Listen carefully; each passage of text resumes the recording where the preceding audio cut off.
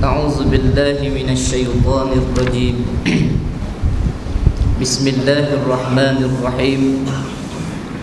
الحمد لله رب العالمين، والصلاة والسلام على أشرف الأنبياء والمرسلين وعلى آله وصحبه أجمعين. وقل ربي أدخلني مدخل صدق وأخرجني مخرج صدق واجعل لي من لدنك سلطانا نصيرا. أشهد ونشهد أن لا إله إلا الله ونشهد أن سيدنا محمدا عبده ونبيه وخليله وصفيه وحبيبه ورسوله، أرسله الله بشيرا ونذيرا بين يدي الساعة فأدى الأمانة ونصح الأمة وبلغ الرسالة وجاهد في سبيل الله حق جهاده. اللهم صل وسلم وبارك على سيدنا محمد وعلى آله وأصحابه ومن تبعهم بإحسان إلى يوم الدين. أما بعد. السلام عليكم ورحمة الله وبركاته. Alhamdulillah, seperti biasa, marilah sama-sama kita mengambil kesempatan yang Allah Subhanahu wa ta'ala berikan kepada kita ini untuk sama-sama kita bersyukur kehadrat Allah, kerana di atas limpah dan rahmat yang Allah Ta'ala berikan kepada kita, alhamdulillah, hari ini batang tubuh kita masih lagi diizinkan oleh Allah Azza wa Jalla untuk meneruskan kehidupan kita di atas muka bumi Allah Subhanahu wa ta'ala selaku hamba kepada Allah. Dan kita bersyukur kepada Allah Subhanahu wa ta'ala kerana Allah Subhanahu wa ta'ala mengizinkan pertemuan kita pada malam ini.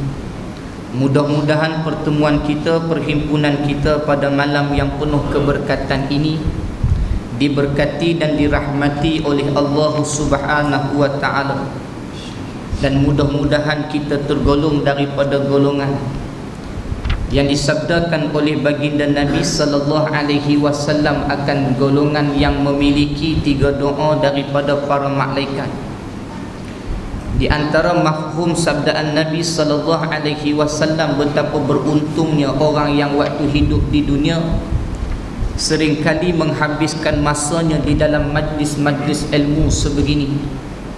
Kata Nabi sallallahu alaihi wasallam, orang yang duduk di dalam majlis ilmu ni paling kurang memiliki 3 doa daripada para malaikat, yang mana para malaikat mendoakan kepada orang yang duduk di dalam majlis ilmu ini daripada bermulanya majlis ilmu sehingga akhirnya majlis ilmu. Malaikat tidak putus-putus mendoakan kepada kita dengan 3 doa. Yang pertama, kata Nabi, malaikat mendoakan kepada kita, Allahumma ghfir lahu, ya Allah, ya Tuhanku, Kau ampunkanlah dosa-dosa mereka yang duduk dalam majlis ilmu ni. Yang kedua, kata Nabi, malaikat tak putus-putus mendoakan kepada kita dengan doa, Allahumma arhamhum, ya Allah, Kau rahmatilah mereka yang duduk di dalam majlis ilmu ni.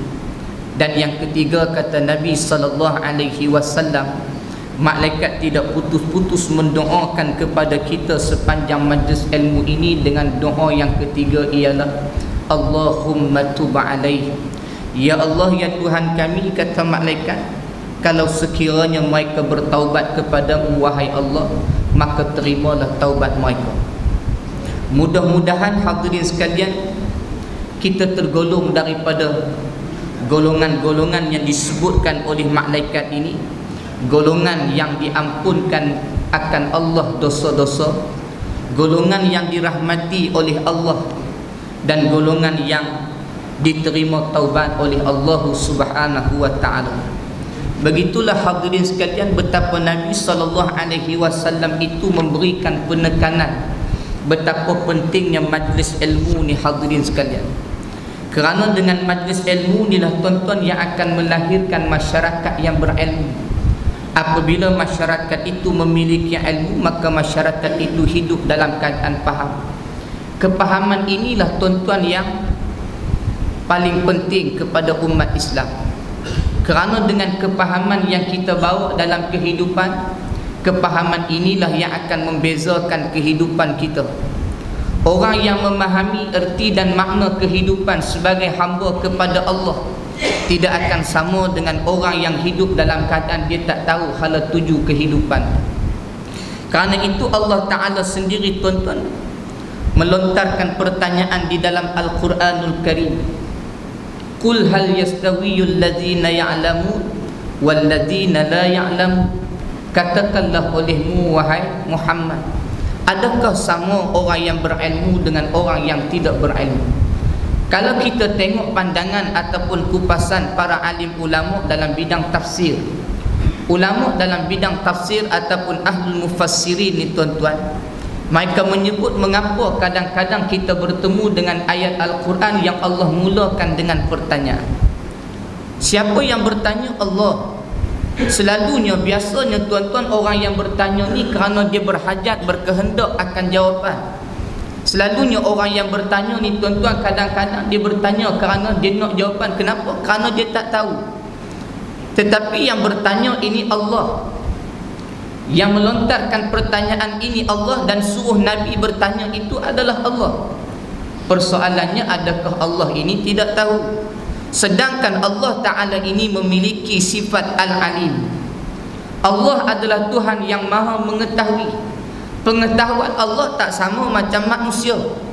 Allah mengetahui apa yang telah berlaku, yang sedang berlaku dan akan berlaku. Apa segala yang tersembunyi walaupun tak diketahui oleh manusia, tetapi tak boleh lari daripada pengetahuan Allah. Tetapi bila bertemu dengan ayat-ayat Al-Quran yang ada pertanyaan, kata ulama, yang pertama kata ulama, bila ada pertanyaan, pertanyaan itu daripada Allah Azza wa Jalla.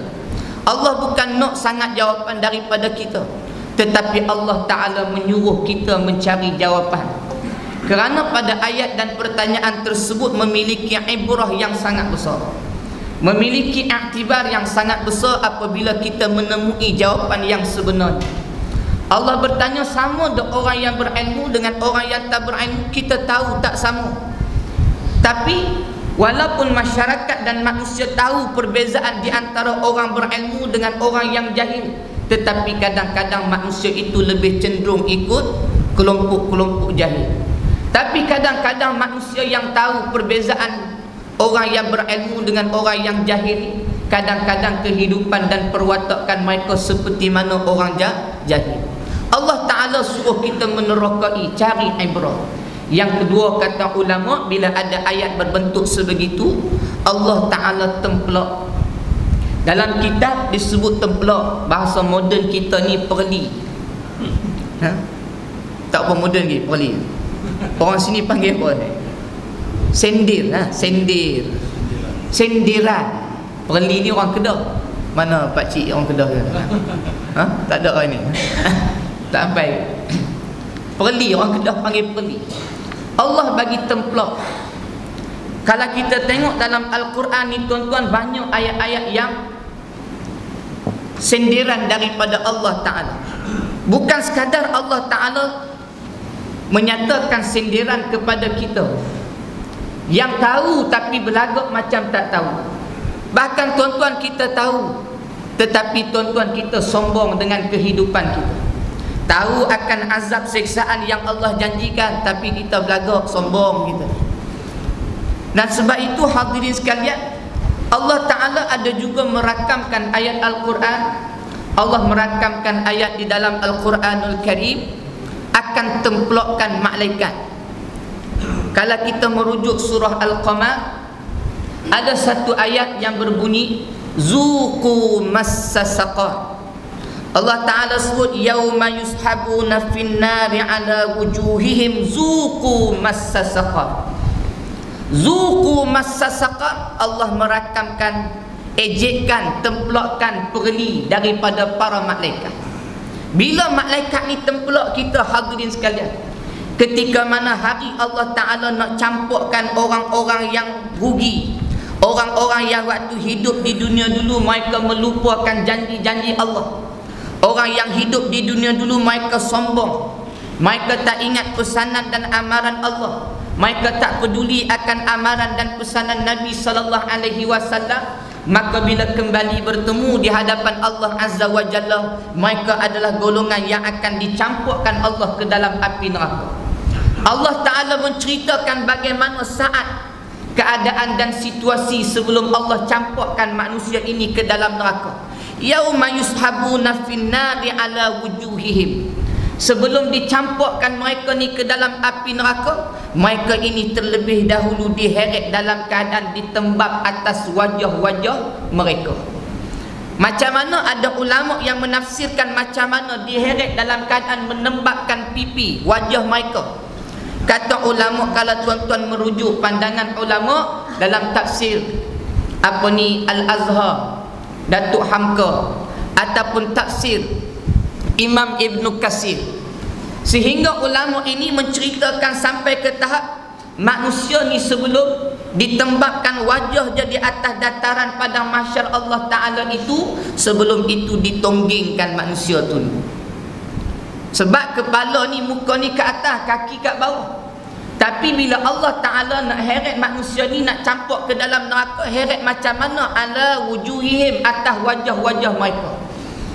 Ditonggingkan kepala ke bawah, kaki ke atas, kemudian muka ini ditembak di atas dataran. Bila ditembak muka ni, wajah ini di atas dataran, kemudian diheret. Bayangkan himpunan padang mahsyar Allah itu, berapa banyak lautan manusia yang berkumpul. Bayangkan siapa yang menyaksikan manusia sebelum dicampurkan ke dalam api neraka, mereka diheret atas wajah-wajah mereka dulu. Bila ditembakkan wajah di atas dataran tersebut, kemudian diheret, disaksikan oleh semua, kemudian barulah manusia ini merengek. Manusia ini barulah merayu kepada Allah dengan keampunan dan penyesalan. Kami rugi waktu hidup kat dunia dulu, kami lupa wahai Allah. Kami rugi wahai Allah, kami menyesal dah wahai Allah. Kat dunia dulu kami sombong. Bukan kami tak tahu, kami tahu, tapi kami sombong wahai Allah. Kat dunia dulu kami alpa wahai Allah. Bila manusia ini tuan-tuan merayu sebegitu kepada Allah, maka malaikat ni Allah rakamkan, tempelakkan mereka, zuqu massa saqar. Bila malaikat ni tuan-tuan dengar kita merayu sebegitu, minta ampun, minta maaf pada Allah. Dulu waktu hidup kat dunia dulu tak mau menyesal, kat akhirat baru menyesal. Bila malaikat dengar kita punya rengekkan ni tuan-tuan, kata malaikat, zuqu massa saqar, ajak muka hang, padan muka hang, ambil. Orang kata orang Kedah ni. Ajak muka hampa hang, padan muka hang. Pasal apa dulu hampa tak mau menyesal? Kenapa dulu tak mau ambil iktibar? Kenapa dulu kamu tahu orang ni salah, kamu ikut orang yang salah? Kamu tahu benda ni akan selamatkan kamu di akhirat, tapi kamu tak buat. Kamu tahu perkara-perkara ni akan menjahanamkan kamu di akhirat, tapi kamu buat juga. Hari ni bila kamu dah kena apa yang Allah Ta'ala janjikan dah berlaku pada kamu, maka kamu merayu pula, minta tolong, minta ampun, minta maaf, menyesal pada Allah. Zuqu massa saqar, ajak muka hampa. Ni bahasa terjemahan paling mudah. Biar hampa duk rasa. Ni orang Kedah ni. Biar hampa rasa. Dulu hampa tak mau menyesal. Zuqu massa saqar. Tuan-tuan, maknanya hadirin sekalian, Allah rakam ni pula templakan perlian, senderan dari malaikat. Makna di akhirat ni tuan-tuan bukan sekadar diseksa saja orang yang macam ni. Dah lah seksa, kena sakit, kena derita, kena, kemudian tuan-tuan diejek pula. Sakit satu hal, tapi diejek tu lagi sakit. Orang main berpang, nampak muka kita tak okey, kita jantan. Tapi bila pang diejek pula, oh, padan muka tu lagi sakit tuan-tuan. Ni lagi sakit, kat sana nanti macam tu lah. Sakit dapat, perik dapat, perli pun dapat. Bayangkan tuan-tuan azab Allah Subhanahu wa ta'ala. Sebab tu tuan-tuan, kenapa kita mulakan tazkirah pada hari ini dengan menceritakan ayat tempelakan, ayat ejekan daripada Allah. Tuan-tuan, kadang-kadang tazkirah Tazkirah ni bagi pesanan. Kita ajak orang kepada takwa, ajak orang, ingatkan orang tentang risalah Allah. Tapi kadang-kadang orang buat tak tahu, tuan-tuan. Dan ada dalam kaedah dakwah ni, tuan-tuan, perli. Kadang-kadang kita pun anak kita taman nak cakap, kita perli. Dia naik pagang, kita marah, jangan bang jatuh lagi. Dia naik tu, kata jangan saya jatuh lagi, kang dari cabang itu. Kita kata tak apa, naik, jatuh pada muka hang. Zuqu massasaqar. Sampai tak tu perli. Pasal apa? Bukan dia tak tahu. Ni jenis orang tahu tapi mencabar. Tuan-tuan hadirin sekalian, bila Allah Ta'ala dicabar, bila pula kita cabar Allah? Memang kita mengaku kita tak cabar Allah, tapi apa lagi tuan-tuan, perkataan yang paling layak bagi kita, kalau sekiranya tuan-tuan kita memahami apa yang Allah sebut dalam Quran, kita memahami apa yang disabdakan oleh Nabi melalui ingatan-ingatan Nabi kepada kita. Nabi kata jangan buat macam ni, jangan buat macam ni, kita buat juga. Kita tahu Allah Ta'ala janjikan orang yang buat macam ni hukumnya berdosa, hukumnya haram. Di akhirat nanti mereka akan rugi, kita tahu, tapi kita buat juga. Orang yang macam ni tuan-tuan, seolah-olah kita mencabar Allah. Bukan kita tak tahu perbuatan tersebut Allah janjikan dengan azab, tapi kita buat juga walaupun Allah ancam kita dengan azab. Makna mencabar macam anak kita tadi, jangan panjat, dia panjat tinggi. Kita jangan panjat, dia goyang-goyang. Ni cabar tuan-tuan, silat-silat kena penampak. Sebab tu tuan-tuan, kadang-kadang kita terlupa bahawa perbuatan kita ni sudah sampai ke tahap mencabar. Bila sampai tahap mencabar, Allah Ta'ala dicabar. Tuan-tuan tengok dalam surah At-Taubah, Allah Ta'ala berfirman, "Qul lan yusibana illa ma kataballahu lana huwa maulana wa 'alallahi falyatawakkalul mu'minin." Allah Ta'ala sebut apa? "Qul lan yusibana illa ma kataballahu lana." Katakanlah olehmu wahai Muhammad, tidak akan berlaku satu bala, bencana, musibah pun kepada sesuatu tempat atau kepada seseorang individu manusia, illa ma kataballahu lana, melainkan musibah, bala, bencana itu sesuatu yang telah ditetapkan oleh Allah Ta'ala. Makna Allah Ta'ala sebut apa? Katakanlah olehmu wahai Muhammad, tak ada bala akan berlaku, tak ada bencana akan kami beri, melainkan sesuatu tempat itu Allah Ta'ala pilih untuk sampai bala bencana pada. Kenapa hadirin sekalian? Allah kata Muhammad bagi tahu bala tu tak akan berlaku, tak akan terjadi satu musibah bencana itu, melainkan Allah Ta'ala yang tetapkan, pilih tempat tu kena bala musibah. Kenapa? Kadang-kadang kita fikir tuan-tuan, ni sifat Allah antaranya Al-Adlu, Allah Tuhan yang Maha Adil. Sifat adil Allah Ta'ala ni tuan-tuan, kalau kita fikir paling mudah dengan logik akal kita. Orang yang taat kepada Allah, Allah kasih. Orang yang ingkar, derhaka, lawan, cabang Allah, cabang Quran, maka Allah murka. Bila orang ni tuan-tuan, dia tahu kemurkaan Allah tu boleh sampai pada dia, dia tahu dia boleh dapat kelaknatan daripada Allah, seperti yang Allah sebut dalam Al-Quran, lu'inahumullah wa yal'anuhumul la'in. Sampai ke tahap manusia tahu perbuatan dia ni boleh mengundang kecelakaan, kelaknatan daripada Allah, tetapi mereka lakukan perkara tu seolah-olah lupakan Allah. Maka kata Allah, bila Allah laknat, bahkan mereka akan turut dilaknati oleh seluruh isi alam. Isi alam melaknati. Bayangkan hadirin sekalian, hari ini Allah Ta'ala uji kita dengan apa yang terjadi melalui bala musibah daripada Allah, yang boleh kita ukur melalui bencana-bencana yang berlaku di atas muka bumi.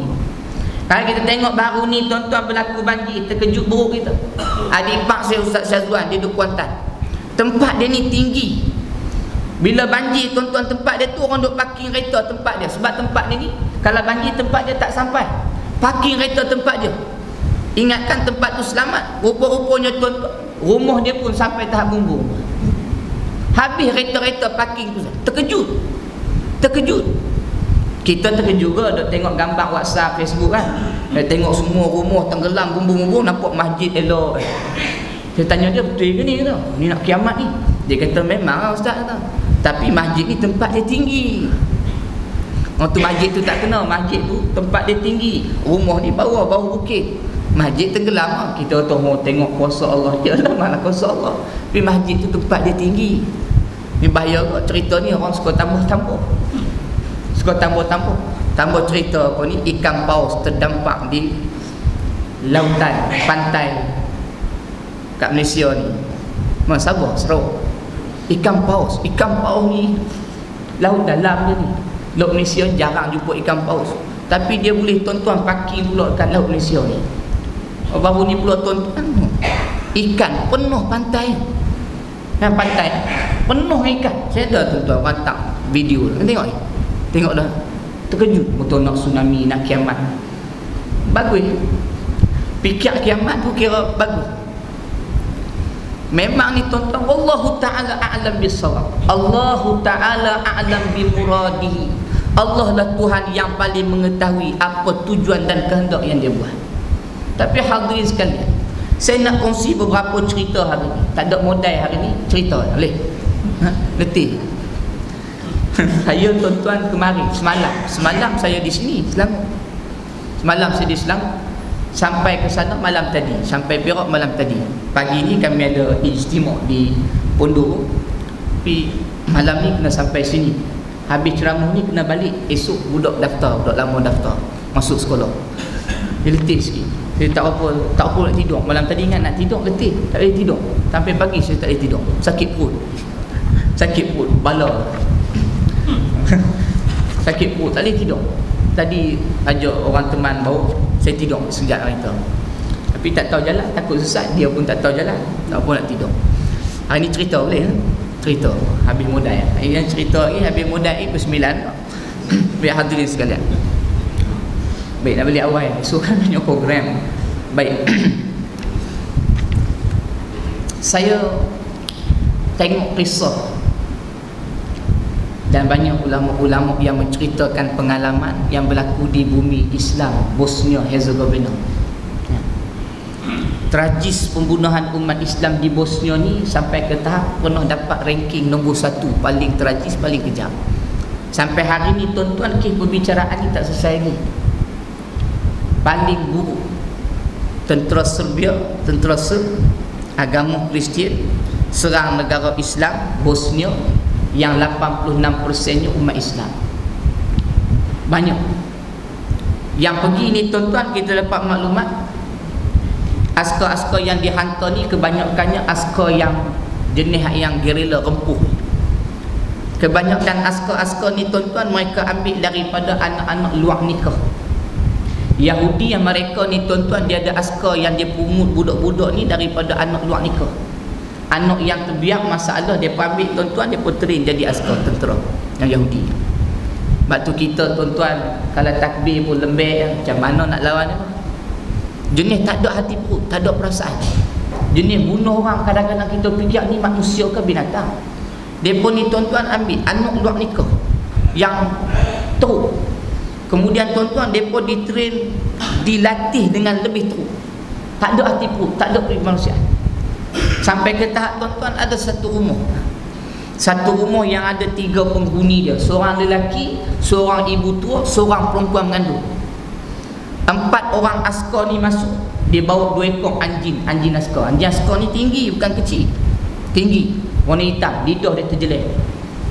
Masuk dalam rumah tu tuan-tuan, 3 orang melutut, orang kata apa, dia macam sujud. Askar ni rawat tembok dalam rumah, habis. Bila 3 orang ni akhirnya dibawa keluar, laki tadi diikat tangan, perempuan mengandung ni ikat tangannya, ibu tua tu tok tengah-tengah. Askar pegang ibu apa ni, laki tadi, kemudian isteri mengandung ni pegang senapang tok kat kepala. Ibu tua ni tok tengah-tengah, 2-3 orang lagi askar belasah ibu tua ni. Belasah, saipok terajang, tumbuk, jerit-jerit ibu tua ni. Sampai ke tahap bila dibelasah, last kali ibu tua ni dah tak larat. Bila muka ibu tua ni pun dah teruk, dah pecah, muka kena belasah, dia bawa heret kepala ibu tua ni, tunjuk ke anak dia laki ni. Anak laki ni tahu dia cakap apa, kita tak faham. Kita ambil dia lah mungkin, pukul dia, jangan pukul mak dia. Tua boleh buat saja. Dia nak bagi, nak cabak kemarahan, tunjuk belasah, nangis anak-anak dia. Sampai ke tahap ibu tua ni bila dia dah terbaring, apa tentera ni buat? Angkat tangan ibu tua ni sampai tergantung. Mai seorang lagi, dia kepok satu-satu jari. Ni yang disebut oleh ulama syekh-syekh ni. Dia pun sebut macam ni, bila dikepok jari ibu tua ni menjerit.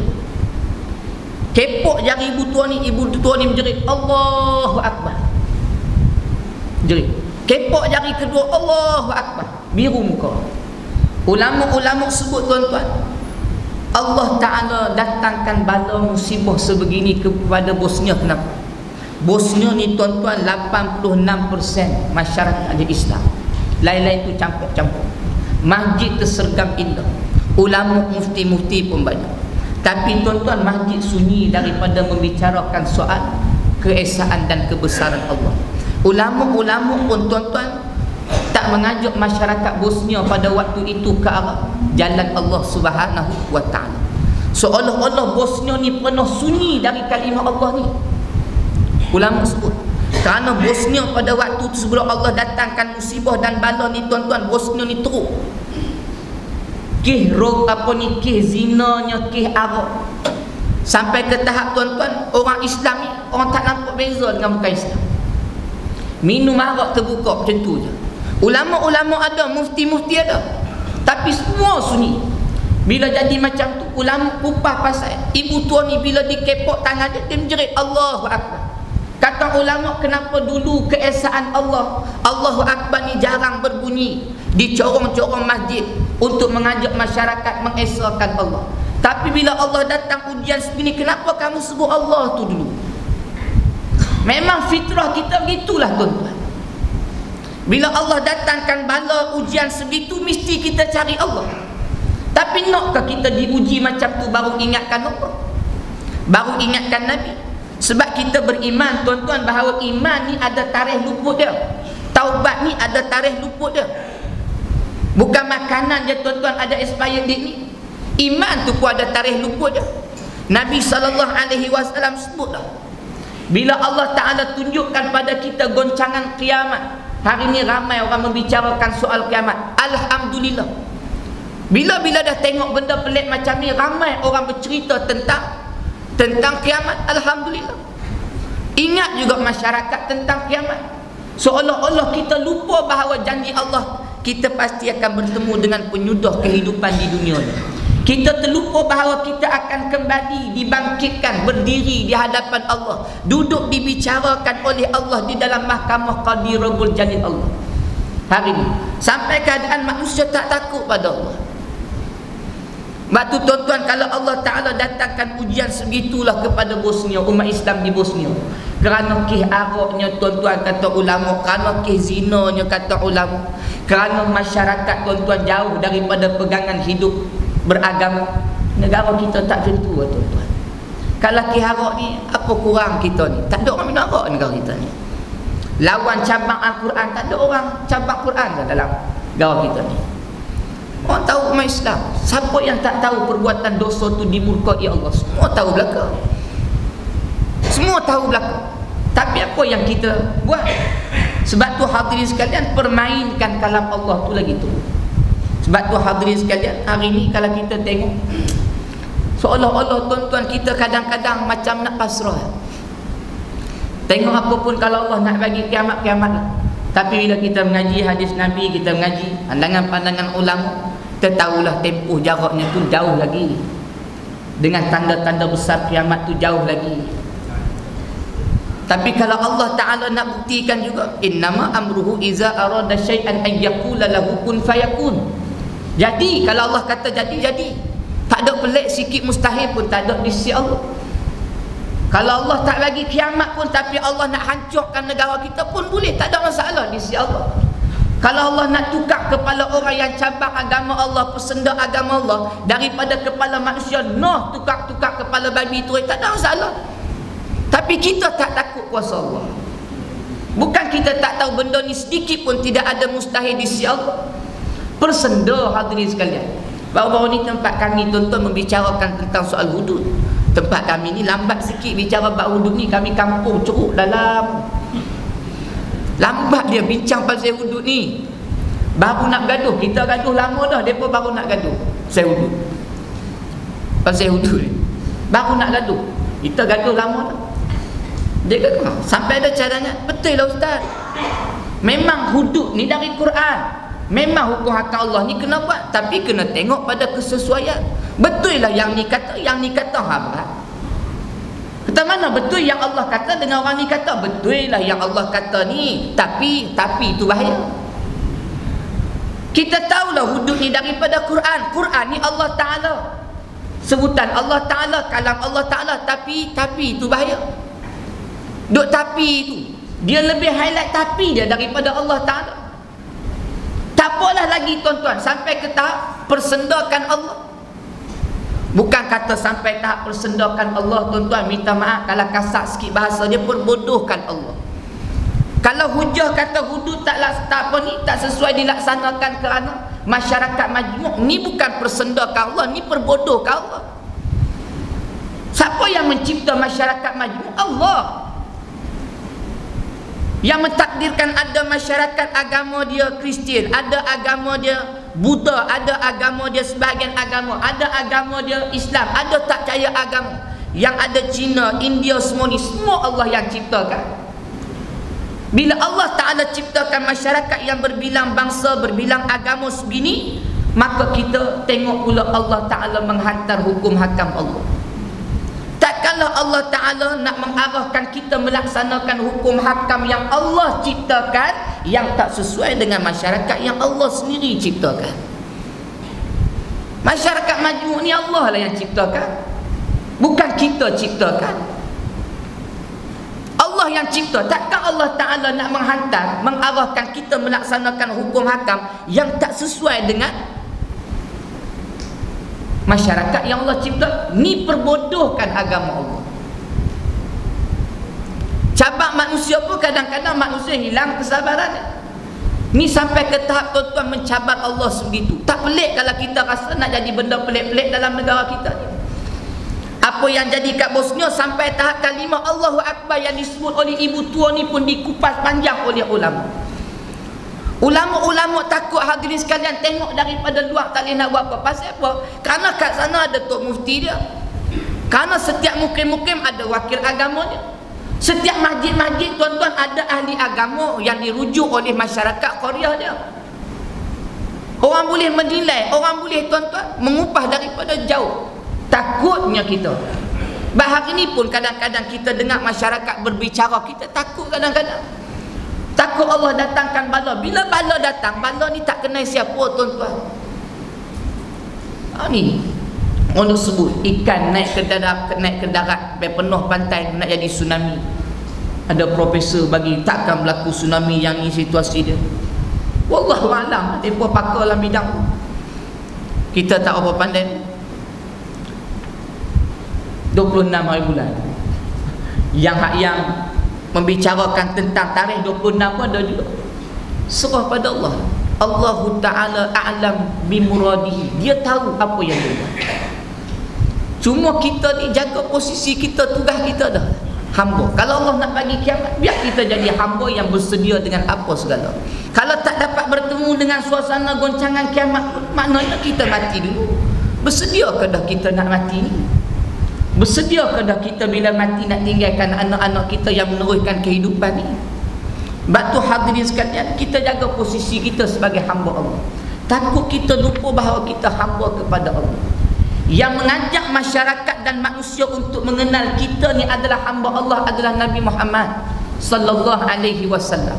Dia yang memperkenalkan kepada kita tuan-tuan satu risalah yang bagi tahu tujuan kita hidup sebagai seorang hamba atas muka bumi. Ni tak lama lagi 14 hari bulan kita sambut pula kelahiran Nabi sallallahu alaihi wasallam. Sebelum tu nak sambut tahun baru dulu. Takut keseronokan sambut tahun baru ni lupa Maulid Nabi. Takut lupa Maulid Nabi seronok kan? Sebab dia tak pandang pada sudut Allah. Kita hanya pandang tuan-tuan pada ukuran manusia. Hari ini banyak masyarakat pandang pada pandangan dan ukuran manusia, bukan ukuran Allah. Hamba ni mau tak mau mesti dia mengutamakan ukuran Allah Ta'ala tu dulu. Sebab hamba mau tak mau kita perlu, wajib kita mengutamakan sifat penghambaan diri kepada Allah. Dah hamba mesti memperhambakan diri pada Allah. Bila selagi mana kita ingat kita ni hamba, maka selagi tu wajib kita mengabdikan diri kepada dia. Tapi kadang-kadang manusia lupa dia hamba, dia rasa dia Tuhan tu.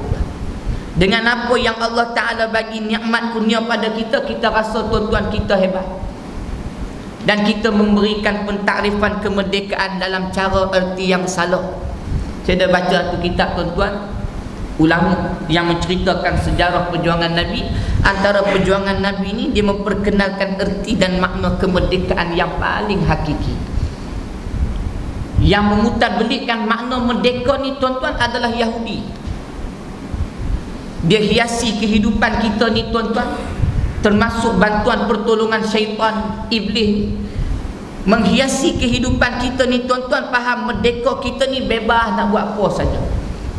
Hari ni tuan-tuan, kalau kita banding orang yang hidup dia senang berbanding dengan orang hidup dia susah, kita kata nampak merdeka lagi orang yang kaya. Dia boleh buat apa saja. Orang miskin terbatas, ni nak buat duit tak ada, nak buat ni duit tak cukup. Kadang-kadang dia tengok orang yang tuan-tuan lupa tanggungjawab sebagai hamba Allah.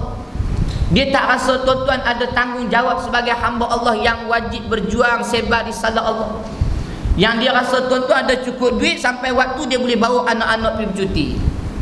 Sampai waktu kerja dia cari rezeki, balik rumah dia duduk dengan anak-anak dia, dia duduk pusing yang tu je. Dia kata, oh ni seronok. Ada waktu cuti, seronok cuti dengan anak-anak. Pergi luar negara, pergi tempat ni, pergi tempat ni.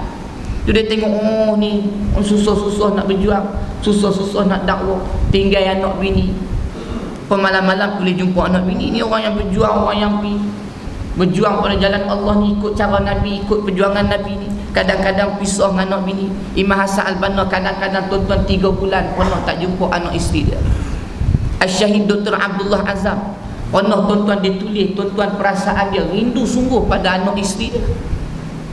Tapi walaupun rindu tu tuan-tuan, tak dapat jumpa dengan anak bini. Kita seronok malam-malam dia main dengan anak bini. Ada waktu kita boleh suka cuti piknik dengan anak-anak bini. Sebab tu tuan-tuan kita tahu ni merdeka salah. Tapi orang yang tuan-tuan dia faham dia ni hamba, dia melaksanakan apa yang dituntut oleh Allah sebagai seorang hamba, maka dia tahu itulah tuan-tuan kemerdekaan yang paling hakiki. Nabi perkenalkan kepada kita orang yang merdeka ni orang yang berjuang. Kita duk faham orang berjuang ni duk terikat dengan perjuangan, tinggal nak bini merdeka apa, tak bebas, tak seronok langsung hidup macam ni. Tak boleh duduk dengan keluarga, tak boleh jumpa keluarga, tak boleh ni. Duk terikat dengan perjuangan, oh tak bebas, macam mana boleh merdeka? Merdeka ni tuan-tuan apabila kita hanya terikat dengan Allah. Orang yang betul-betul merdeka yang diajar oleh Nabi SAW bila hidup dia ni tuan-tuan semata-mata kerana Allah.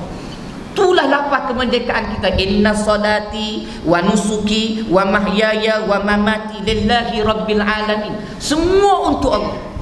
Hidup untuk dia, mati pun kerana untuk dia. Ibadah semua kita buat semua kerana dia. Nabi nak ajak kita ni tuan-tuan, biarlah apa yang kita buat ni semua untuk dia. Tapi hari ini diputarbelikkan tuan-tuan erti dan makna merdeka.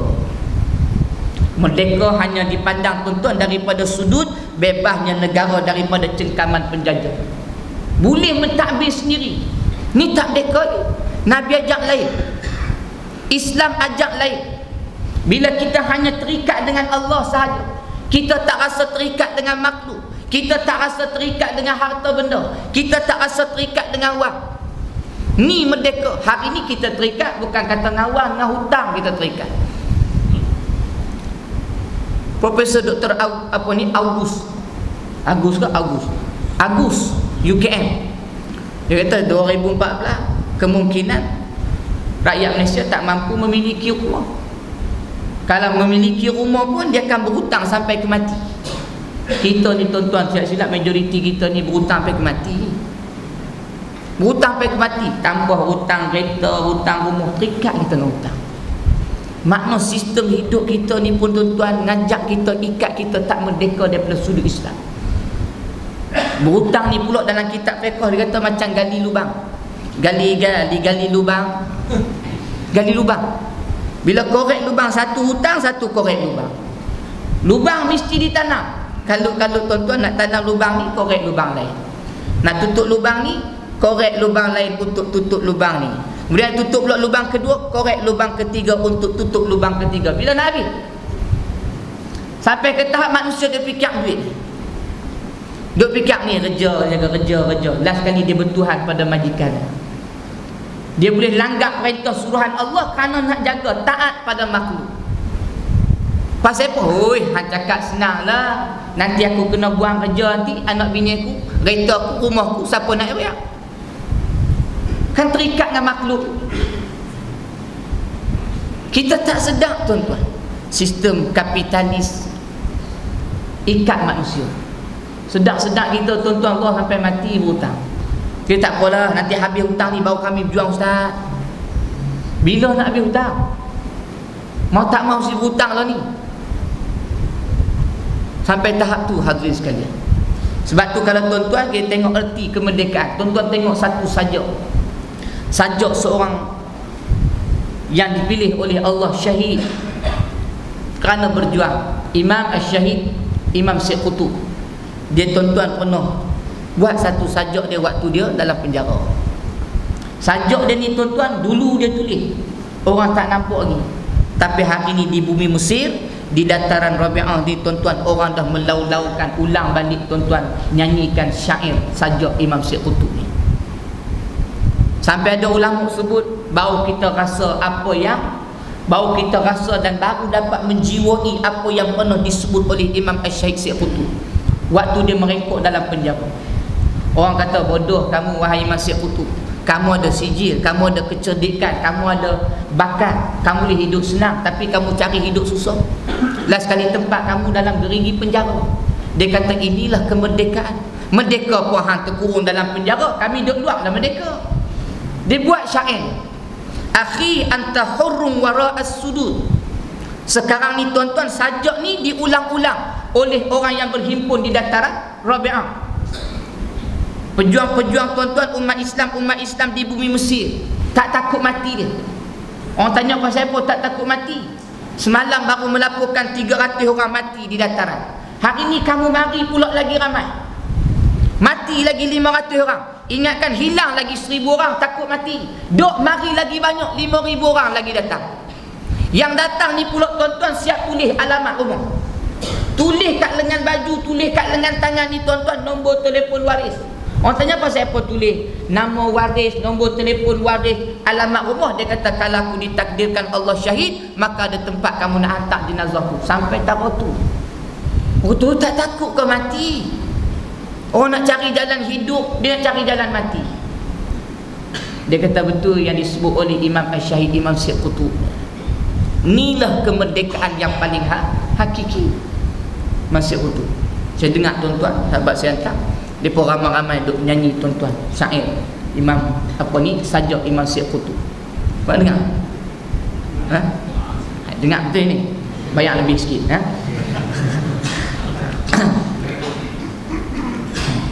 Lawak. Akhi anta hurrun wara'a sudud, akhi anta hurrun bitilkal quyud, iza kunta billahi musta'sima famaza yadhiruka kaidul abid, famaza yadhiruka kaidul abid. Akhi anta hurrun wara'a sudud, akhi wahai saudaraku, kamulah orang yang sebenar-benarnya hurrun, merdeka. Akhi anta hurrun wara'as sudud, walaupun kamu dikurung dalam gerigi penjara. Akhi anta hurrun bitilkal quyud, akhi kamulah orang yang sebenar-benarnya memiliki kemerdekaan yang paling hakiki, walaupun tangan-tangan kamu sedang diikat dengan gari-gari penjara. Kenapa kamu merdeka walaupun kamu duduk dalam penjara? Kenapa kamu orang merdeka paling hakiki sedangkan tangan kamu sedang diikat? Kerana apa? Kerana kata Imam Syekh Qutb, akhi anta hurru wara'as sudud, akhi anta hurru bitilkal quyud iza kunta billahi musta'sima. Kerana apa yang kamu buat ni sampai ke tahap kamu dikurung dalam penjara, apa yang kamu buat sampai ke tahap kamu diikat dengan dengan gari-gari penjara, kerana kamu hanya meletakkan kebergantungan kamu hanya kepada Allah. Bila kamu meletakkan kebergantungan kamu hanya pada Allah, iza kunta billahi musta'sima famadza yadiruka kaidul abid, maka mana mungkin ada manusia makhluk yang boleh memudaratkan kamu. Kenapa? Kamu dah meletakkan keterikatan kamu hanya pada Allah. Walaupun pandangan manusia kata mudarat kamu teruk, kamu dak, tapi di sisi Allah dak. Kamulah orang yang paling hakiki memiliki kemerdekaan. Bukankah Islam mengajar kita kemerdekaan ini seperti yang kita doakan pada Allah? Lalu lepas semayang kita doa pada Allah. Apa kita doa? Doa kemerdekaan. Allahumma a'tiq riqabana minan nar. Allahumma a'tiq riqabana minan nar. Ya Allah, ya Tuhan kami, merdekakanlah kami daripada azab api neraka. Adakah orang yang merasakan dia bebas, dia boleh seronok dengan anak bini, dan dia memandang orang yang berjuang ni susah tak merdeka ni, dia boleh merdeka daripada api neraka? Walaupun orang tu duduk dalam penjara nampak tak merdeka, tapi di sisi Allah mereka merdeka, hadirin sekalian. Samalah macam kita duk sebut aman Malaysia. Pasal apa aman? Alhamdulillah kita masih aman. Tak jadi macam Mesir, tak jadi macam Suria. Aman apa? Aman ni bukan bahasa Melayu, dia bahasa Pak Arab. Kalau tahu Melayu dia kata aman Malaysia, aman Malaysia. Dia tahu orang Melayu, dia tahu bahasa Arab, dia tahu bahasa Melayu, aman Malaysia, aman Malaysia. Dia pula duduk kedau aman kepala otak hang. Aman ni bahasa Arab. Aman, Allah SWT Quran, aman tu billah. Aman ni maksud dia selamat. Islam ajak ni selamat apa yang kita buat? Hamba Allah ni hidup ni kerana dia nak mencari keselamatan yang paling hakiki. Selamat dunia, selamat akhirat. Kita rasa aman, kita kat dunia, selamat kat dunia, tak jadi macam di Mesir. Selamat dalam negara kita, tak jadi macam Suria. Selamat negara kita, tak jadi macam Tunisia. Tapi selamatkah kita dalam kubur? Boleh jadi hari ni 300 orang mati di Mesir, hari ni 400 orang mati di Mesir. Baru-baru ni tuan-tuan, umat Islam satu dunia menyatakan bangkangan apabila matinya seorang pejuang Islam di bumi Bangladesh. Mati seorang pejuang Islam tuan-tuan yang menggerakkan Jamiat Islami di bumi Bangladesh. Kisah dia tuan-tuan 1971 dulu dibicarakan semula, akhirnya dijatuhkan hukuman gantung sampai mati. Sebelum ni jatuh dah hukuman penjara seumur hidup. Bicara sekali lagi, jatuhkan hukuman gantung sampai mati. Penolong setiausaha Jamiat Islami Bangladesh. Ni banyak orang Bangladesh ni. Banyak orang Bangladesh ada. Muka nampak macam Bangladesh nampak ni. Ramai lah. Ustaz salah seorang. Dibunuh kerana apa? Kerana ajak masyarakat ni tuan-tuan pandang sudut perjuangan merdekakan negara daripada undang-undang yang ditinggalkan penjajah, merdekakan masyarakat daripada terikat dengan undang-undang yang tidak bertauhidkan pada Allah. Jatuh hukuman gantung sampai mati 12 Disember baru-baru ni, digantung sampai mati tuan-tuan. Senyum dia, saya ada gambar ni, senyum. Ni bukan edit picture, ni betul-betul punya senyum. Sebab tu kita umat Islam di Malaysia sebut tahniah dan takziah. Takziah kepada ahli keluarga, sahabat-sahabat perjuangan ni.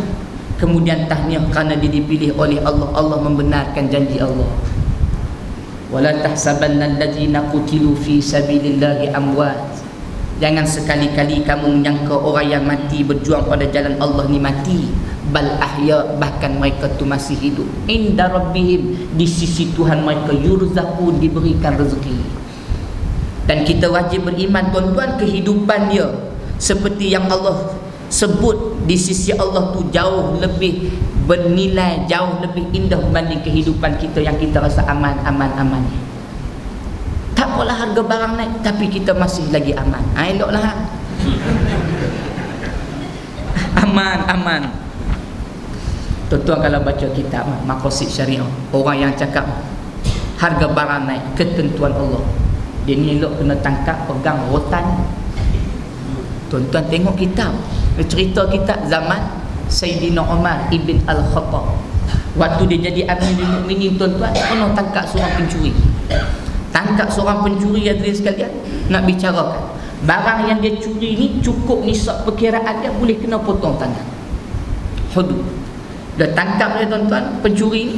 Dia tahu Umar ni pula, tuan-tuan, waktu dia jadi khalifah, waktu dia jadi Amirul Mukminin, kalau nak semayang aku imam, kalau nak jatuh hukuman aku pelaksana dia. Ni Umar, supaya aku ada boleh jawab di hadapan Allah. Ni Umar, sudut nak ajak masyarakat ke arah Allah pun dia imam. Dunia pun biarlah dia menjadi imam untuk bawa masyarakat pada Allah. Ni Umar. Bila jatuh hukuman ni, bicara. Last kali, Umar, kamu jatuh hukuman, potong tangan. Ni barang yang dia curi, cukup perkiraan, boleh kena potong tangan. Umar ni, dia guna kaedah Islam. Sebelum dia nak potong tangan pencuri ni, dia mesti dengar penjelasan pencuri, iqamatul hujjah. Dengar apa pendirian hujah orang yang curi. Umar tanya, kenapa hang curi?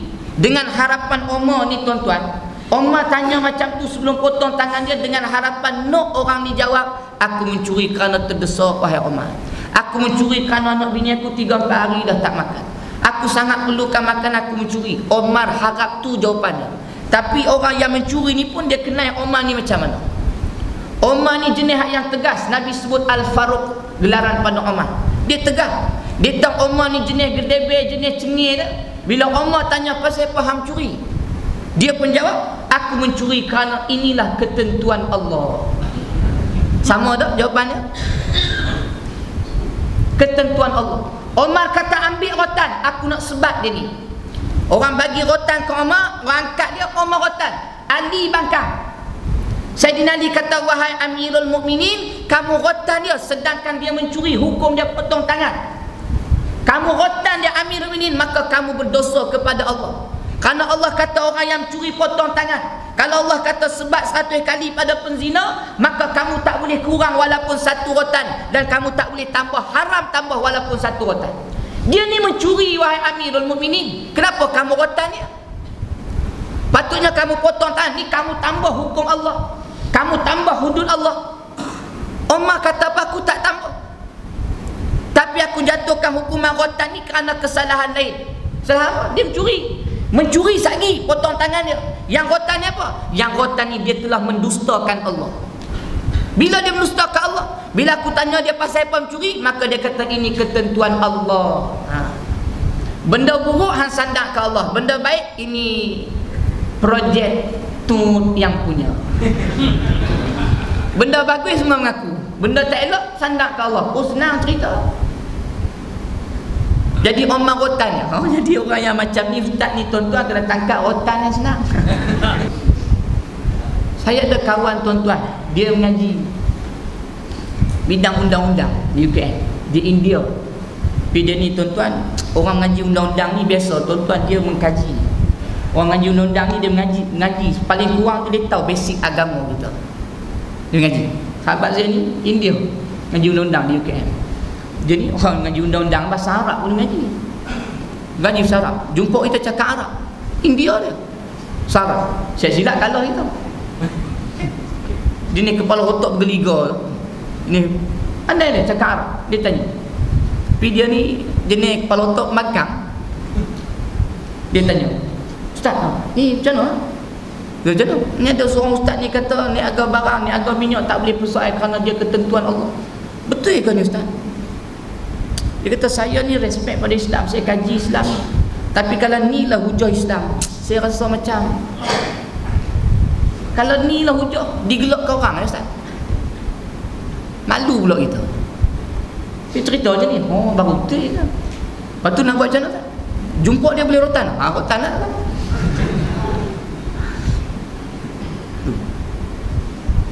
Fitnah pada Islam. Sampai ke tahap tu orang kaji Islam dah hari ni. Tuan-tuan tengok Eropah tuan-tuan tahun lepas laporan Eropah paling banyak 2 tahun lepas paling banyak Al-Quran yang diterjemahkan dalam bahasa Inggeris. Permintaan paling banyak dunia Eropah. Quran yang diterjemahkan tuan-tuan, permintaan orang yang nak beli, nak baca, nak kaji ni tuan-tuan, Malaysia tak boleh lawan Eropah. Asia ni tuan-tuan tak boleh lawan Eropah. Eropah paling banyak. Yang duk baca kaji Quran ni tuan-tuan orang Kristian banyak lah ni. Dan Eropah tuan-tuan paling kurang 2 tahun lepas 18,000 ke 20,000 satu tahun yang memeluk agama Islam. Kenapa? Dia kaji Quran. Dia kaji Islam. Hari ni orang kaji Islam. Maknanya kita lah ni tuan-tuan menceritakan tentang kebenaran Islam, mengelokkan masyarakat tu, pandangan masyarakat tentang Islam. Ni bagi hujah tuan-tuan. Biar orang nampak negatif pula pada Islam. Kau kalau macam tu mana boleh tu. Ni kita dok marah ni warning wawai dah dalam surah Abang. Ingat pada peniaga-peniaga jangan naikkan harga barang, kita akan ambil tindakan. Depa naik harga barang tak apa. Peniaga jangan naik harga barang. Kalau peniaga naik harga barang, ambil kesempatan ni kita akan ambil tindakan tegas. Nanti peniaga-peniaga pun kata jangan ambil tindakan pada kami nak naikkan harga barang. Karena kami naikkan harga barang pun ketentuan Allah. Bila nak ambil? Ayo kita beli pasal pun naik harga barang, ketentuan Allah. Ini mendustakan Allah. Batu hadirin sekalian, dalam bab ni tu bahaya manusia. Kerana dia pandang bukan pada ukuran Allah tu dulu, pandang pada ukuran kita ni dulu. Sebab tu tuan-tuan, manusia ni tak boleh lari pada bisikan nafsu dan syaitan. Kita tahu betul. Dan kalau kita mengaji ilmu tafsir, kita akan bertemu dengan pandangan para alim ulama tentang syaitan. Ulama sebut syaitan, Allah sebut Quran. Kemudian ada Allah sebut syaitan. Apa beza syaitan dengan syaitan? Dan kita tafsir pada sebut tuan-tuan Hizbullah wa Hizbus syaitan. Parti Allah dan parti syaitan. Kumpulan Allah dan kumpulan syaitan. Kumpulan Allah ni orang yang berjuang duduk dalam satu kelompok jamaah Islam yang kerja mereka nak mendaulatkan syariat Allah. Kerja dia memperjuangkan agama Allah. Ni Hizbullah. Dan Hizbus syaitan orang yang berjuang tak mau laksanakan syariat Allah. Dia berjuang, dia pun ada kumpulan Allah tapi tak mau mendaulatkan syariat Allah, persenda syariat Allah. Ni dalam tafsir sebut Hizbus syaitan. Asyayatin siapa? Syaitan lah. Asyayatin, kata ulama, asyayatin ini maknanya ialah kelompok-kelompok syaitan. Siapa kelompok-kelompok syaitan? Minal jinnati wan nas, terdiri dari kalangan jin dan juga manusia. Manusia pun akan ada jadi kelompok-kelompok syaitan. Kenapa ada manusia yang digelar sebagai kelompok-kelompok syaitan? Ada satu hadis Nabi yang Nabi SAW menceritakan sebelum munculnya Dajjal Al-Masih Dajjal, Dajjal yang bermata satu, maka akan muncul 30 Dajjal dulu. Sebelum muncul Dajjal mata satu ni, yang akan ajak manusia mengaku dia ni sebagai Tuhan, akan muncul dulu 30 Dajjal. Ulama syarah 30 Dajjal ni apa? Manusia yang memainkan peranan Dajjal. Walaupun Dajjal mata satu tu tak muncul lagi, ada dah tugas Dajjal yang dimainkan. Asyayatin, kata ulama, mereka ni manusia tapi memainkan peranan-peranan seperti syaitan. Kerja mereka ni apa? Fayudilluka an sabilillah. Siapa sebut? Allah sebut Al-Quran. Kerja syaitan iblis ni fayudilluka an sabilillah. Dia nak sesatkan hamba-hamba Allah daripada jalan Allah. Dia bawa dengan undang-undang ciptaan dia untuk menggantikan undang-undang Allah. Bila orang nak dekat dengan Allah Ta'ala, dia akan simpang masyarakat ke jalan Allah, dari jalan Allah ni. Batu kalau tuan-tuan tengok Bahrul Mazi, kerja-kerja mereka ni termasuklah menghias pandangan manusia, menghias penglihatan manusia, menghias pendengaran manusia, dan menghias suara hati manusia. Ni kerja syaitan dan iblis. Dia akan hias pandangan mata manusia. Batu kalau tuan-tuan tengok orang yang tak kahwin lagi, couple ni, kalau tengok dia naik motor ni tuan-tuan, Allahu Rabbi, dia peluk tu sayang sungguh. Kalau dia peluk tu tuan-tuan, naik motor tu 5 orang boleh duduk belakang ni, punya rapatnya dia peluk sayang. Tu tak kahwin lagi. Tengok lepas kahwin. Lepas kahwin dia peluk yang tu, tak peluk dah. Bini dia peluk pung dia tembi, rimah tu lepas kahwin. Sedangkan peluk sebelum kahwin tu haram. Sepatutnya penglihatan kita, mata kita, pendengaran kita, hati kita tak suka benda ni haram. Tapi dihiasi benda yang haram ini disukai, dicintai oleh manusia. Ni kerja syaitan. Ni kerja syaitan. Kahwin ni dah kahwin, bukan kata peluk, pegang tangan, cium tangan, lebih pada tu dapat pahala. Tapi dah kahwin tak mau dah. Kita pun tengok, ni kahwin ni tak kahwin, boleh expect lah. Pasal apa? Kalau tengok lekat dia peluk tu elok, tu tak kahwin lagi ya.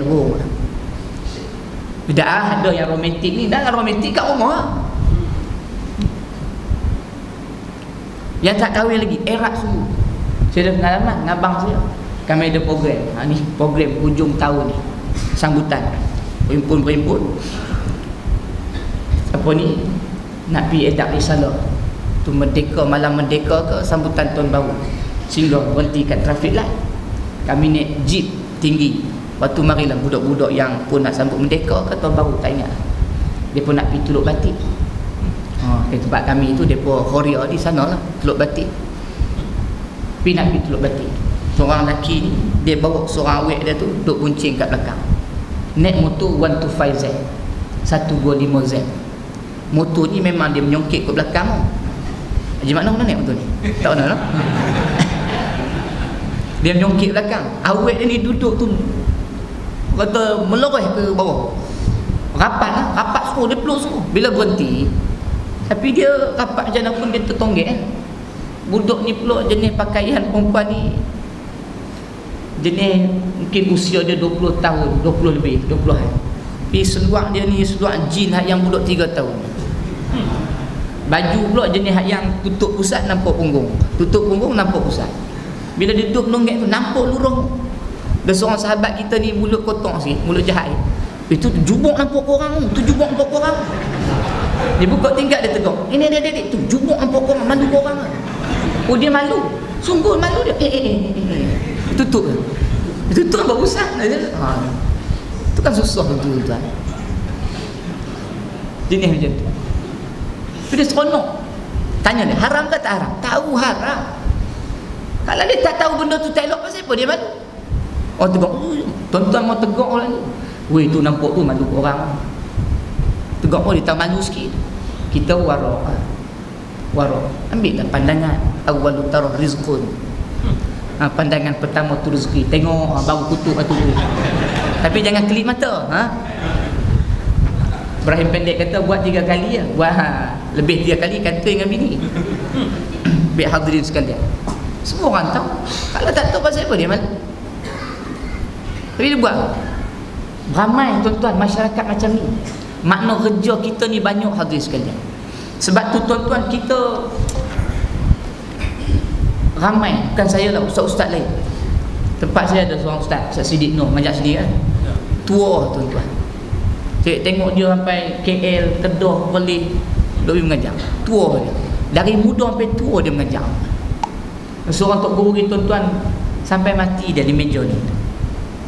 Pak Tih Mak Piah, Syahid Pak Tih Mak Piah. Dia mati tuan-tuan waktu di meja kuliah dia. Dia antara seseorang yang ditembak peristiwa Mali, tapi dia tak mati.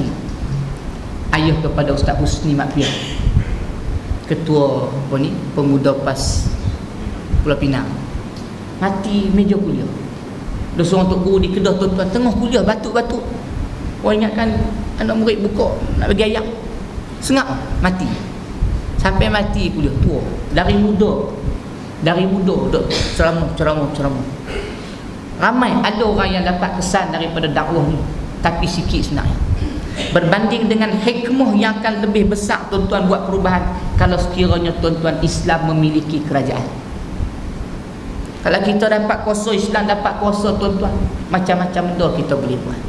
Saya tengok tuan-tuan, berbeza banner tuan-tuan dengan banner tempat saya untuk karnival sambut tahun baru. Tuan-tuan nak sambut tahun baru ni, saya tengok singgah mandi kat Masjid Negeri ni, ustaz berserban ada, lebay ada, artis tu apa ni bertudung. Tempat kami tuan-tuan bogey semua. Tengok nama-nama artis yang dia pangkat banner tu pun kata jahanam lah budak-budak ni. Itu tempat kami. Allah bagi rasa menang sekejap sahaja. Nak buat macam mana? Tengok, ni baru macam ni. Tahun lepas saya mari Padang penuh rapat. Tahun ni Allah alam. Tahun lepas Ustaz Azhar itu, ni anak dia pula, Ustaz Azhar Junior. Ustaz Azhar Junior tu belum main pok dia lagi. Hikmahnya tuan-tuan, lebih besar kalau kita memiliki kuasa. Sebab tu tuan-tuan, Nabi SAW sampai ke tak kata apa? Nabi SAW kata, la ta'muranna bil ma'ruf, hendaklah kamu berusaha untuk menyeru kepada yang ma'ruf, wa tanhauna 'anil munkar, hendaklah kamu berusaha sehabis daya kamu untuk mencegah, melawan tentang kemungkaran. Tak cukup dengan dua ni kata Nabi. Yang ketiga kata Nabi, wala ta'khuzanna 'ala yadidh zalim, hendaklah kamu juga turut berusaha untuk mengambil kekuasaan daripada tangan sang penguasa yang zalim. Kenapa? Kerana amal ma'ruf nahi munkar ni perintah Allah wajib, tapi macam mana nak terlaksananya amal ma'ruf nahi munkar kalau tak ada kuasa? Apa boleh kita buat? Kita boleh ceramah, tapi apa orang boleh buat? Dia boleh ikut, dia boleh tak ikut. Tunggu ni Aziz jawab tuan-tuan. Dia kata 20 tahun ambang gajah nak ajak orang kepada kebaikan, kepada Allah, tapi tak ramai orang yang ikut. Buat ceramah kat Melasa tak apa orang nak ikut. Buat ceramah kat masjid tak apa orang ikut. Bila Allah bagi je kuasa, rupanya dengan tak sampai 1 minit pun, dengan sebatang pen selai kertas, saya boleh tutup tempat premis-premis judi. Saya boleh tutup tempat-tempat Arab. Saya boleh keluarkan arahan umat Islam bila ditangkap Arab, maka dikenakan hukuman ni bila ada kuasa. Sebab tu tuan-tuan, mau tak mau nak selamatkan Islam, nak selamatkan masyarakat Islam, kena berusaha daripada sekarang. Pastikan Islam tu berkuasa. Al-Islamu ya'lu wa la yu'la alaih. Islam tu tinggi, tak ada benda yang boleh lebih tinggi daripada dia. Islam ni memayungi segalanya. Kalau dia tinggi, dia akan memayungi segalanya. Hari ini kita melihat tuan-tuan, adakah Islam itu memimpin ataupun Islam itu dipimpin? Nabi diutuskan oleh Allah bawa risalah perjuangan ni untuk meletakkan Islam pada tempat ni. Hari ini tuan-tuan, mau tak mau kita mesti terfikir. Wajib kita berfikir. Takut-takut tuan-tuan kita tak buat apa-apa untuk membantu Islam, sedangkan Islam pada hari ini sedang dizalimi. Betulkah Islam itu dizalimi? Ya, kerana zalim ni lawan dia adil. Adil yang pun meletakkan sesuatu pada tempat dia. Di mana tempat Islam? Tempat Islam, al-Islam ya'lu wa la yu'la alaih. Islam ni tempat dia paling tinggi, tak ada benda lain yang paling tinggi daripada. Hari ini adakah Islam duduk pada tempat yang seadil-adilnya? Tak. Maknanya Islam diletakkan pada kedudukan yang bukan pada tempat, bermakna Islam sedang dizalimi. Sedangkan kita pula orang yang mengaku beragama Islam, hari ini kita tahu Islam sedang dizalimi, Islam sedang dinodai. Apa kita buat? Saya cukup yakin hadirin sekalian, bila kembali kita bertemu dengan Allah, pasti Allah akan tanya soalan ini. Kalaulah soalan ini tak ditanya oleh Allah, kenapa Allah sebut dalam Quran Maliki Yaumiddin? Allah adalah Tuhan yang akan merajai pada hari perhitungan agama. Bila hari perhitungan agama, kita tengok tafsir pimpinan Ar-Rahman, Maliki Yaumiddin, yang menguasai hari pembalasan. Hari pembalasan itu adalah hari yang akan dirajai oleh Allah. Malik, mulk, raja, yaum, hari, din, agama. Allah akan merajai pada hari perhitungan agama. Agama kita apa? Islam. Adakah Islam hari ini tuan-tuan duduk pada tempat yang sepatutnya? Tak. Habis tu kita mengaku Islam, apa kita buat? Sebab tu Nabi bawa risalah perjuangan. Nabi ajak kita ditentang perjuangan. Orang Islam ni tuan-tuan mesti ada dalam diri dia seorang pejuang. Kalau dia tak rasa dia ni ada tanggungjawab untuk berjuang, tak sempurnalah keislaman kita hadirin sekalian. Sebab kalau lah tuan-tuan tak penting berjuang ni, tak wajib berjuang ni, takkan Nabi itu berjuang. Hidup Nabi ni berjuang. Walaupun Nabi Ditakdirkan Allah wafat tuan-tuan di tempat pembaringan Nabi, tetapi kata ulama Nabi mati dalam medan perjuangan Nabi. Karena terlalu banyak hadis Nabi yang Nabi SAW sampai ke tahap sebut, laulam asyqa ala ummati, kalaulah sekiranya tak memberatkan kepada umatku, nescaya kata Nabi takkan aku angkat papan punggungku daripada belakang-belakang unta, belakang-belakang kuda perangku. Maksud dia apa? Nabi terlalu mencintai medan perjuangan dan peperangan. Nabi terlalu sukakan medan perjuangan ni. Kenapa Nabi suka perjuangan ni? Karena perjuangan ini untuk menegakkan syariat Allah. Takut Nabi SAW ni memberatkan pada umat dia. Laulam asyqa ala ummati, kalaulah tak memberatkan kepada umatku, nescaya takkan ku angkat papan punggungku daripada belakang kuda perang. Ni Nabi. Walaupun Nabi SAW mati di tempat pembaringan Nabi ditakdirkan Allah, tapi tu Nabi SAW mati di medan perjuangan. Karena takkan ada orang yang reti berjuang kalau perjuangan ini tak diajar oleh Nabi. Hari ini yang kita reti sikit dalam perjuangan kerana kita belajar daripada apa yang ditinggalkan oleh Nabi. Mau tak mau kita kena berjuang dengan apa yang diajar oleh Nabi. Nabi ni tuan-tuan bukan sekadar kita nak membukti kecintaan pada Nabi dengan sunnah yang kita lakukan pada hari ini. Ya tuan-tuan, sugi itu sunnah. Ya tuan-tuan, pakai jubah putih itu sunnah. Ya tuan-tuan, masuk masjid kaki kanan itu sunnah. Ya tuan-tuan, masuk tanda kaki kiri itu sunnah. Tapi tuan-tuan, mana datang sunnah-sunnah ni kalau tak ada bapak kepada segala sunnah? Apa bapak segala sunnah? Sunnah yang paling besar tuan-tuan adalah tujuan Allah Ta'ala melahirkan Nabi atas muka bumi. Apa tujuan Allah Ta'ala lahirkan Nabi atas muka bumi? Allah Ta'ala sebut tuan-tuan, wallazi arsala rasulahu bil huda wa dinil haq liyuzhirahu 'ala dini kulli walau karihal musyrikun. Allah Ta'ala yang memutuskan Nabi dengan petunjuk dan agama yang benar. Pasal apa Allah utuskan Nabi dengan petunjuk dan agama yang benar ni? Liyuzhirahu 'ala dini kulli, supaya risalah yang dibawa oleh Nabi ini memenangi kepada seluruh risalah yang lain. Berjuang Nabi untuk memenangkan risalah Islam. Berjuangnya Nabi untuk mendaulatkan syariat Islam supaya Islam tu boleh menaungi semua walaupun ditentang oleh golongan-golongan musyrikun. Ni Allah Ta'ala turunkan Nabi dengan risalah. Hadirin sekalian, kita nak sambut maulid Nabi ni tuan-tuan, jangan kita lupa seafdal-afdal sunnah ni, seutama-utama sunnah. Sunnah yang paling utama adalah perjuangan Nabi. Kalau tak ada perjuangan Nabi, tak kenal pun kita akan sunnah sugi itu. Tak kenal pun kita tentang sunnah nak masuk masjid kaki kanan. Tak kenal pun tuan-tuan sunnah kita seorang suami berlaku baik adil kepada isteri. Tapi semua ni datang tuan-tuan kerana hasil perjuangan Nabi. Sebab tu tuan-tuan bila sebut pasal Islam hari ni tuan-tuan tak selamat. Ya, kita beriman Allah jaga Islam ni. Tapi Islam ni tuan-tuan, dia adalah Allah yang punya, tetapi Allah amanahkan kepada kita sebagai hamba Allah untuk kita bawa Islam, jaga Islam, perjuangkan Islam, pertahankan Islam. Ni tanggungjawab kita akan ditanya hadirin sekalian pasal Islam. Hari ni berapa ramai orang tuan-tuan persendakan Islam? Pasal apa mereka persendakan Islam? Kita letak tak apalah mereka jahil.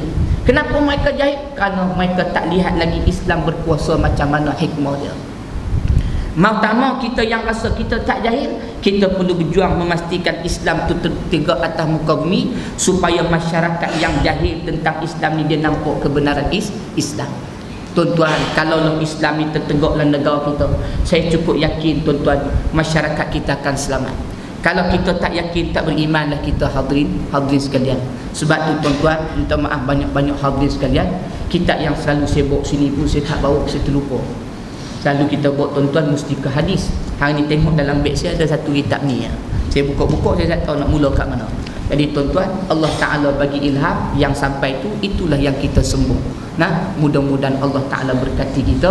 Tuan-tuan hadirin sekalian,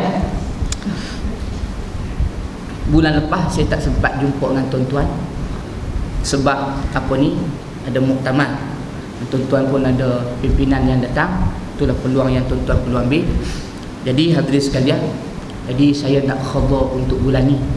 Nak khabar bulan ni, boleh? Okey, tadi habis part 1 kuliah. Ni nak masuk part 2, boleh? Saya jauh lagi nak balik. Tuan-tuan tak apa dekat. Jadi tuan-tuan, saya nak maklumkan kepada tuan-tuan tentang sedikit kesempitan kami di Pantai Remeh. Saya ni tuan-tuan sekarang ni baru rasa betapa bernilainya satu saat masa. Jawatan pula tuan-tuan sekarang ni terbanyak pula. Allah taklifkan tanggungjawab ni banyak pula.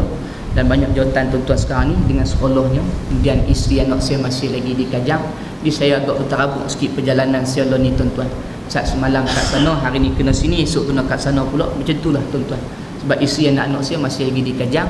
Isteri saya tak dapat tukar lagi ke Perak. Wallahu ta'ala alam bisawab. Wajah Allah ta'ala lah ni. Jadi tuan-tuan sekolah kami itu di sana.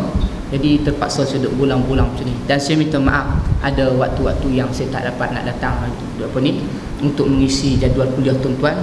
Dan saya minta maaf, ada sahabat-sahabat kita, kalau mari time saya kuliah, ada paling kurang tuan-tuan saya dapat 3 mesej. Haji Makno tentu dah ingatkan saya, Ustaz kuliah malam ni. Tapi ada lagi, saya tengok ada sahabat-sahabat kita, saya tak tahu, nombor ni tak ada nama. Kan pesan Ustaz jangan lupa kuliah lah. Dan dia pesan Ustaz kalau kuliah nanti, habis kuliah jangan lupa doa panjang sikit. Itu yang dia pesan tuan-tuan. Ada lagi mesej tu saya tuan-tuan. Kalau kita nak tahu siapa, kita try call. Jadi hadirin sekalian tu, mana jadi kadang-kadang saya tak sempat datang. Jadi saya minta maaf banyak-banyak hadirin sekalian, sebab di atas kekangan masa dan juga masalah, dan juga beberapa taklifan yang saya tanggung. Di tuan-tuan kami ada sikit masalah di sana. Pelajar kami akan masuk 4 hari bulan 1, pelajar baru, dan pelajar lama akan masuk esok. Dia ada pelajar tuan-tuan 3 orang yang dah mai dah tadi. Jadi hadirin sekalian, kami ni ada masalah untuk persiapan, kelengkapan untuk pelajar tahun baru. Pelajar baru yang nak masuk 4 hari bulan 1 ni. Pelajar kami tuan-tuan kita ambil 50 orang. Makna kami kesempitan untuk beli 40 katil, 40 tilam, 40 almari, 50 katil, 50 tilam, 50 almari, 50 untuk 50 buku buku teks untuk 50 orang pelajar. Kemudian tuan-tuan, kami punya bangunan masih lagi tak berjaya disiapkan. Tapi bangunan ni walau tak siap, tapi tingkat 2 tu akan digunakan juga untuk kelas sahaja. Di tuan-tuan, duit kami ni banyak habis ke bangunan, sampai kita punya bajet untuk katil tilam budak-budak ni pun sampai. Sebab saya sedikit terperangkap tuan-tuan, sebab saya terlalu mengharapkan. Ada sahabat-sahabat kita janji daripada UiTM dan juga Navy kat Lumut tu, dia janji Ustaz bab-bab ni, katil tilam ni, almari, Ustaz tak payah pening, kita ada barang yang kita akan lupus nilai ni, jadi kita akan hantar kat sekolah. Saya terlalu harap macam tu. Dia duduk tunggu sebulan 2 ni, tengok sampai tak ada tuan-tuan. Ulang 2-3 kali pun tengok macam tak ada harapan. Jadi kita terdesak sungguh tuan-tuan untuk pelajar kami ni, katil, tilam, almari, buku teks dan sebagainya. Jadi hari ni saya nak bawa ada sikit barang-barang yang kita sempat cari untuk meniaga tampung dana, nak cari kumpul-kumpul sikit dana. Dia ada tuan-tuan, ustazah bawa baju t-shirt muslimah. T-shirt muslimah. Kalau muslimin nak beli pun tak apa, so pakai, bagi isteri pakai nampak pelik pula. Jadi ada jubah muslimah yang t-shirt tu, kemudian ada t-shirt muslimah yang labu, kemudian ada sarung tangan. Yang tu yang mudah kami dapat. Baru-baru ni saya ambil repek, jadi packing jual repek habis. Tuan-tuan tak ada rezeki repek. Lepas ni repek tu ada baju sikit tuan-tuan dengan beberapa barang yang kami jual. Kemudian saya masih lagi berhajat untuk mohon sumbangan daripada tuan-tuan untuk pelajar kami, pelajar baru ni, untuk persiapan mereka masuk, untuk katil 50 katil, 50 tilam, banyak tuan-tuan. Jadi hadirin sekalian, maka saya lancarkan kutipan derma untuk sekolah kami ni. Dan tuan-tuan yang berikan sumbangan, ana dahulukan dengan jazakumullahu khairan jazaa. Mudah-mudahan Allah Ta'ala lah yang akan membayar balik di atas sumbangan tuan-tuan. Assalamualaikum warahmatullahi ta'ala wabarakatuh.